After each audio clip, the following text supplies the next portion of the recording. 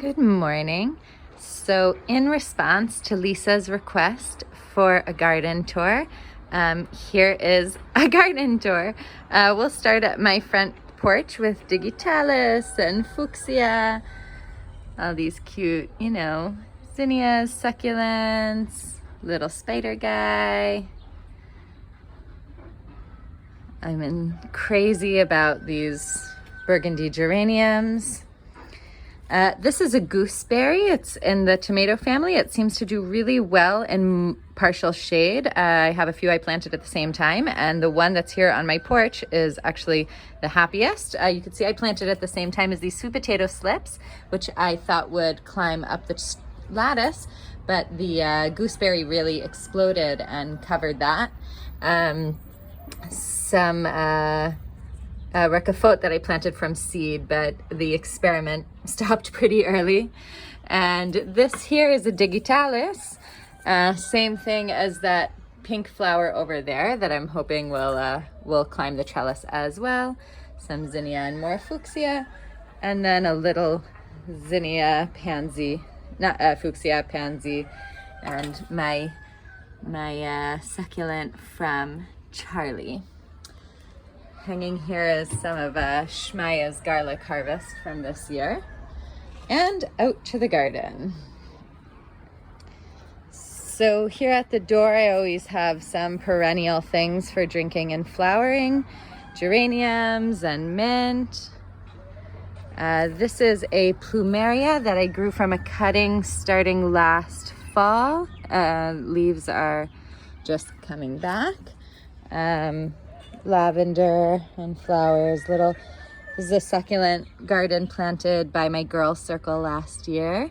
Different geraniums that I'm growing from cuttings, and plumeria also from that same round of cuttings. And here is this sort of perennial herb row meant to attract beneficials and also offer some tea and some beauty. Just different things going on, geraniums from cutting, succulents, a bunch of reseeded gaura. I love to put lavender and gaura next to each other because when they flower at the same time, you get these like pink and purple things hanging out together. It's really stunning. Wormwood as a trap for aphids. Little salvia here that's coming back from last year, a little perennial. Zuta, rosemary, and oregano. And that is it for the entryway. So here is the other entrance to the house with a passion fruit that was planted last April 1st on my birthday, and it just really exploded. Another gaura, because I transfer the little seedlings that reseed pretty much everywhere. Very happy. Passion fruit. This is a little succulent project from last year of growing from cuttings. It's over here, so it doesn't really need a lot of water.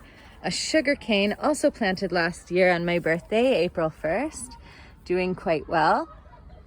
This is my mechanical watering clock. I really, really love it. It is not a computer. It's almost like a alarm clock. And you just say how long you want it to run for. So I have it running for 20 minutes every morning at 7. And this is the frequency that it runs. So I have it set to 24, which means it runs for 20 minutes once every 24 hours. And you just turn it on for the first time at the time that you want it to run. So I do 7 or 7:30 because while it could do earlier in the morning, I want to make sure that I'm awake when it's running so that I can see that everything, no leaks, everything is running smoothly. This is an area that we call Tiferet's garden because she chooses what goes into it. These are sweet potatoes, purple sweet potatoes grown from slips. And here is Ridgela, called purslane. It's our number one green edible weed in the summer. It is quite sour. Some people love it in shakes. Some people love it in salads. I find that it's good sort of more as a garnish than as a main event. I don't love the texture of it. but get to know it because it is your summer friend. With a row of sunflowers along the back here. Kale that Tiferet is allowed to pick on her own, so it's really quite haphazard, but also very happy because it loves Tiferet.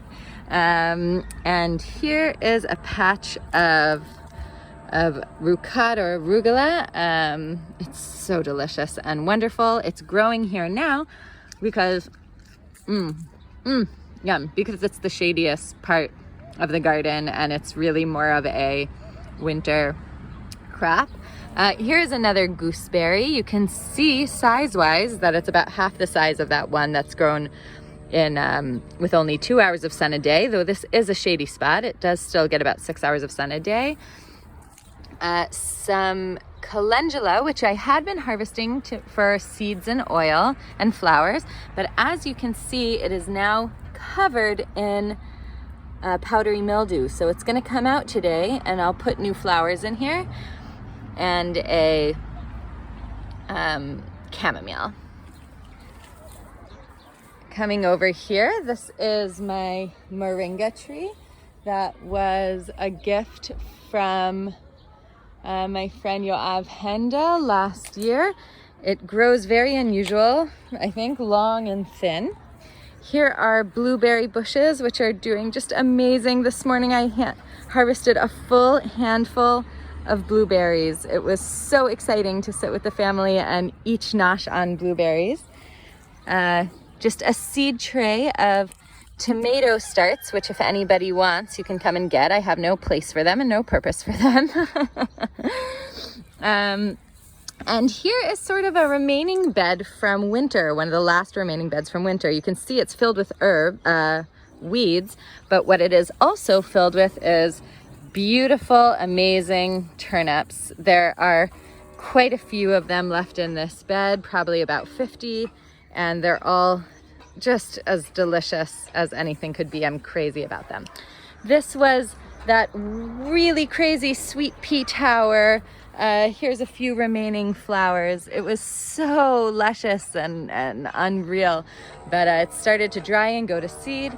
It did not, interestingly enough, catch powdery mildew, as did many of the other peas around here. Here in its shadow is this radicchio, which is an experimental grow from something that I got from Shuli. And I'm waiting for it to head up. I'm not sure it will because it is so late in the season.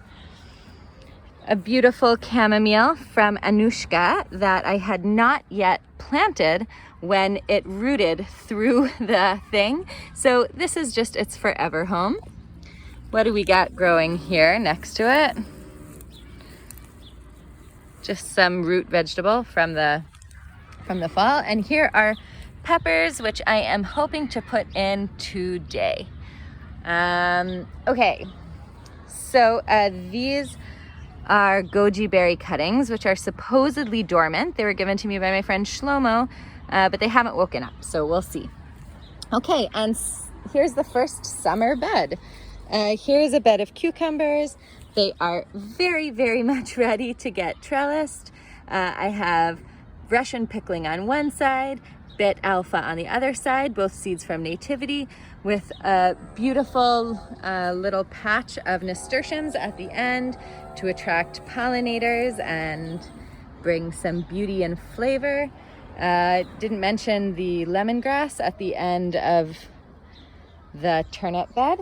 And then living in harmony with my cucumbers is a final row of kale from my winter garden, which I'll just leave in as long as I can. It's doing quite well, though again, my kids harvest from the kale, so it's kind of out of control.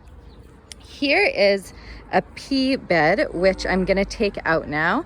I have two kinds of peas, these purple peas, and then over here, yellow peas. And I'm actually taking them out because they have powdery mildew, and it's so dangerous for me to have powdery mildew in my summer garden, especially one bed over from the cucumbers. So I'm gonna take them out and I'm gonna replace them with the peppers.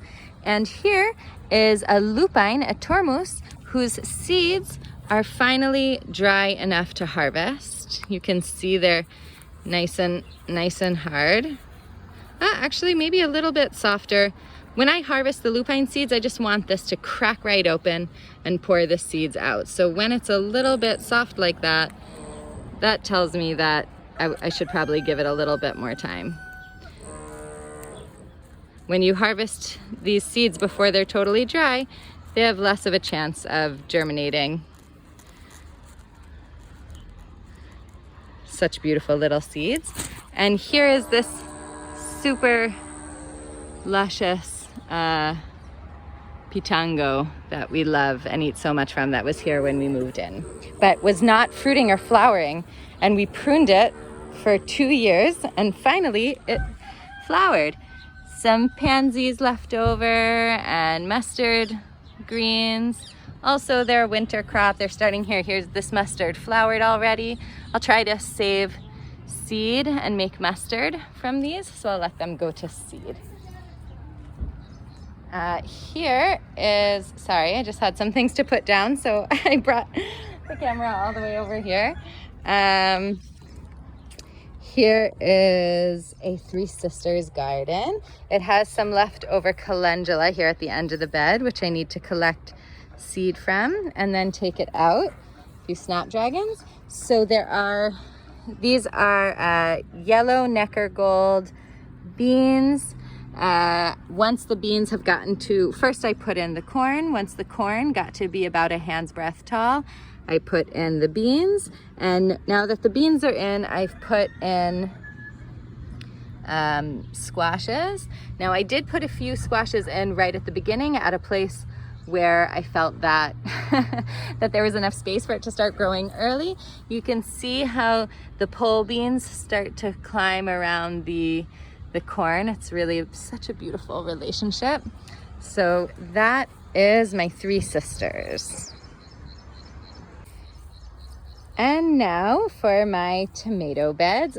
With tomatoes, I went way overboard because I love every variety of tomato, and I can them and I ketchup them and I make all kinds of things with them. So it's okay for me to have tons and tons of extra. As you can see, I plant in this way where I have staggered tomatoes, marigolds, and basil all together.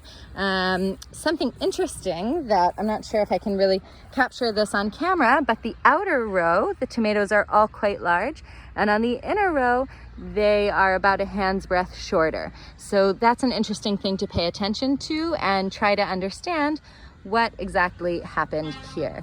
I'm starting to get my first little flower buds forming. While these plants do need trellising at this height, and I should begin to trellis them, it is noteworthy that they are just standing tall and not at all floppy. They have really beautiful color. They're just, yeah, they're really happy. I think in part because they are well pruned. And when they're well pruned and we take out all the suckers on time, it gives us this sort of advantage of a plant that, I don't know, maybe it's that, who knows? But they're very, very happy here. Over here, I have some more cucumbers and green beans. Whenever I do two things from the Three Sisters, I always call it the Two Sisters. I think that's hysterical. And this came up, this was my fennel bed in the winter, and somehow, I just can't say why, a little baby fennel popped up. So here I have this sort of above ground kind of trellising, which I'll show you once I set that trellising up what I do. And this is a bed of, well, firstly, it's a bed of purslane, that herb that I was telling you all about before. And then it has two kinds of okra. This is red okra, which are from purchased seeds. And this is green okra, which was saved from my best okra plant last year. This is Tifereth's bed. I don't have a lot of control over it, so there are things that I cannot do. Like, she does not want to harvest. She never wanted to harvest this one, so it's still there. Here's another Two Sisters garden. This is a combination of purple Blau-Hild pole beans and yellow zucchini, and I am trellising it with fishing line. Something about using the clear see-through trellising I think is just really beautiful. Have to train them up a little bit, and they really look quite happy. However, here's the beginning of flower buds, but don't have any flowers quite yet. Looks like all of the plants have little flower buds on the bottom. Shmaya's garden, he harvested garlic from here, and he has some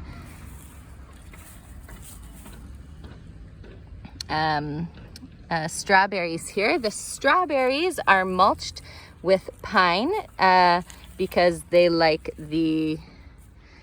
wood chip mulch, and they like acidic tree soil. They're doing actually quite well. They have really a lot of fruits and flowers. So I just we spot mulched the strawberries in his garden and in Kedem's garden with mulch, with wood chip mulch. Shmaya's nasturtiums, happy as clams. Kedem did not want to harvest. This is like something about my kids. He didn't want to harvest his broccoli side shoots. So this is Kedem's bed. Broccoli side shoots, some sweet potatoes all through here, starting to look quite nice. Nasturtiums, strawberries, and that's a wrap.